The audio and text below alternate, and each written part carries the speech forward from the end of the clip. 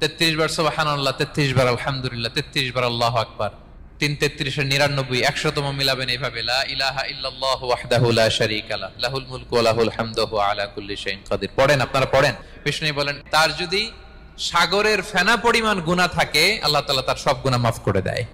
নামাজ শেষে 33 বার সুবহানাল্লাহ, 33 বার আলহামদুলিল্লাহ, 33 বার আল্লাহু আকবার, 3 33 99 100তম মিলাবেন এইভাবে লা ইলাহা ইল্লাল্লাহু ওয়াহদাহু লা শারীকা লাহু লাহুল মুলকু ওয়া লাহুল হামদু ওয়া আলা কুল্লি শাইইন কাদির। পড়েন, আপনারা পড়েন। বিষ্ণু বলেন তার যদি সাগরের ফেনা পরিমাণ গুনাহ থাকে আল্লাহ তাআলা তার সব গুনাহ মাফ করে দেয়।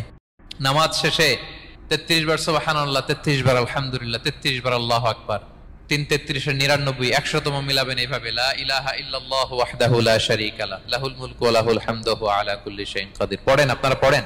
বিষ্ণু বলেন তার যদি সাগরের ফেনা পরিমাণ গুনাহ থাকে আল্লাহ তাআলা তার সব গুনাহ মাফ করে দেয়।